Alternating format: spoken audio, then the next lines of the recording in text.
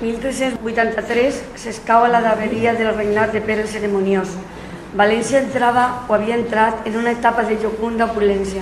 Els negocis bullaven i les seves classes dirigents començaven a sentir una pruïlla d'embulació enfront de les altres dues capitals de la corona, Saragossa i Barcelona, fins aleshores únics puntals burgesos importants de la reialesa.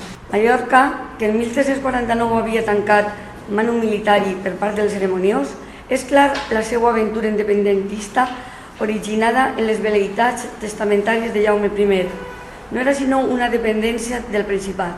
València esdevenia el tercer peu del trípode de la monarquia, però dels tres estats que integraven la corona d'Aragó, en plat de teòrica igualtat, el regne de València era encara el més dèbil. Si els oligarques de la capital aspiraven a ésser alguna cosa, en la política de la Confederació no tenien més remei que fer-se valer, com a grup amb personalitat indiscutible. Una rivalitat de capitals, apenas distingible en el terreny dels fets, quedava plantejada. València, desitjosa d'equiparar-se a Saragossa i a Barcelona i de compartir amb elles la influència burgesa sobre la cort, es disposa a segregar el seu propi patriotisme. Es tractava d'erigir un orgull ciutadà de València per alinear-lo al costat de les altres dues capitals, més velles i assegurades, més consistents. L'handicap d'una incorporació tardana a la corona havia de compensar-se en una exacerbació localista. València ha de crear-se en pocs anys un estat d'esperit, que Saragossa i Barcelona tenien sedimentat amb un avantatge de segles. La rivalitat era una rivalitat municipal. València, capital sense país, asiàtica, amb un interland musulmà i feudal, centrarà en ella mateixa totes les possibilitats d'aquell procés. Barcelona compta amb un poble català i Saragossa amb un poble aragonès, però ella sola serà el poble valencià de moment, si més no.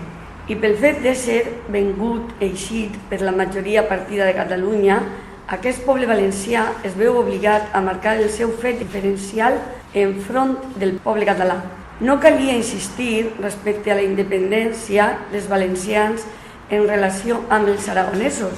Era una obvietat. No ho era gens, en canvi, de cara als catalans. Valencians i catalans eren tots uns, catalans.